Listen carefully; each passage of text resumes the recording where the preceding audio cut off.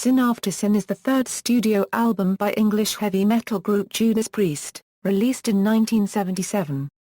It is the first of 11 consecutive Judas Priest albums to be certified gold or higher by the RIAA. It was remastered in 2001 with 2 bonus tracks added.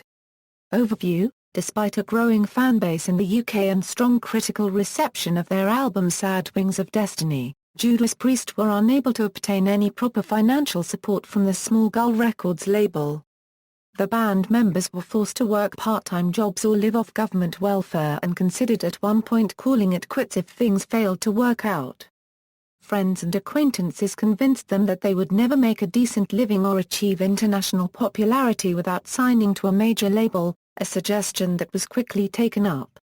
Judas Priest signed a deal with CBS Records in late 1976, a move that was seen as a great breath of fresh air even though their divorce from Gull Records happened under somewhat acrimonious terms.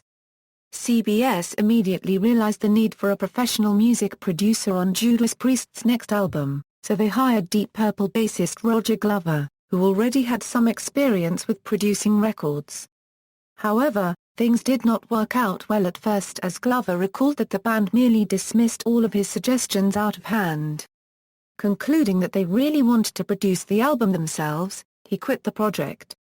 Then, a few weeks later, I get a phone call and it's about Judas Priest. They'd just fired their drummer and were unable to get anything done and needed help. Glover then returned to the studio and with his help, the band managed to get the album recorded in 1 week. During the recording sessions for Sin After Sin, drummer Alan Moore left.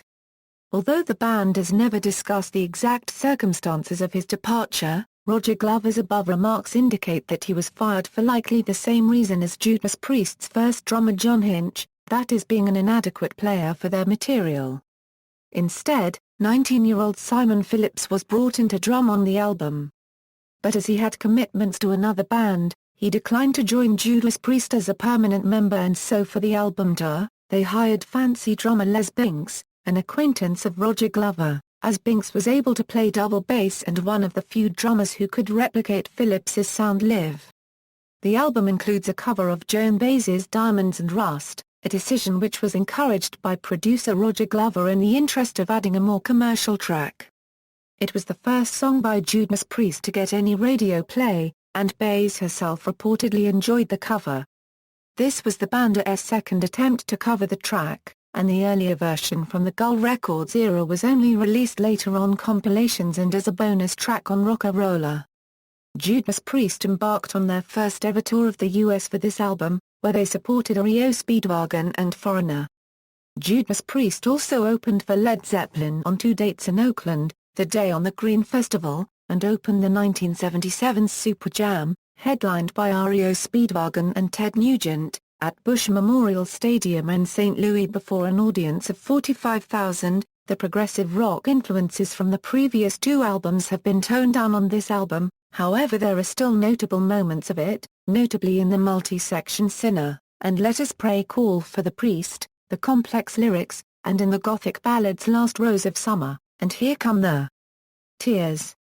These influences would further dissipate in their next album Stained Class before being completely abandoned afterward. As the band continued to develop their sound and playing techniques, Sin After Sin displayed elements of proto-thrash metal on Let Us Pray, Call for the Priest, and Dissident Aggressor, both vying for the heaviest songs released up to that point. Of the 8 tracks on Sin After Sin, only Sinner became a concert staple along with Diamonds and Rust, and both were regularly played live until the Turbo Tour in 1986 when all pre-Killing Machine songs were dropped from the setlist. Sinner was revived during the Ram It Down tour 2 years later before disappearing again until the 2008 Nostradamus tour. Starbreaker was not played from 1981 until the 2011 December Epitaph tour. Here Comes the Tears, Raw Deal, and Last Rose of Summer have never been performed live according to available sources, and Dissident Aggressor was not played until 2008, after which it became a regular part of the setlist there and on the Epitaph tour. It is possible that it was performed on the 1977 headlining shows, along with 1 or 2 of the other never-performed songs, as documentation of this tour is very limited. Sin After Sin proved a minor hit, reaching number 23 on the UK albums chart, although it did not make much impression in North America. The faster, more technical playing on the album versus established bands like Led Zeppelin and Black Sabbath made Judas Priest well positioned to compete with the mushrooming punk rock movement in their home country. Influence on the genre: Sin After Sin introduced the combination of the double bass drum and rapid 16th bass rhythms combined with rapid 16th guitar rhythms that came to define the genre.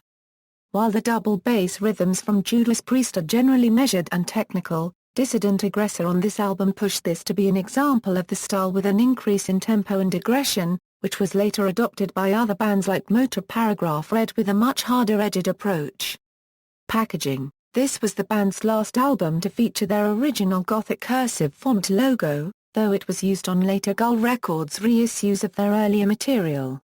This was the first of the band's main albums to be remastered in 2001, which included all of the albums between this and their 1990 Painkiller album.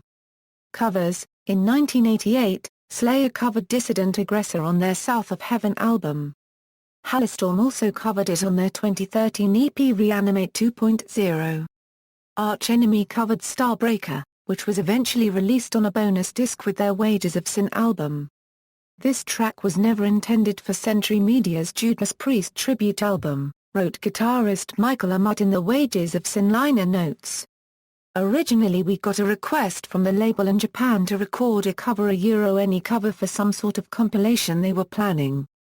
We decided to try out another studio in 1998 and our choice fell on a local facility where Daniel had worked with his previous band, Eucharist.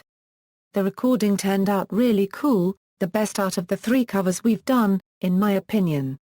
The Japanese compilation never materialized and, this was never released until now that is.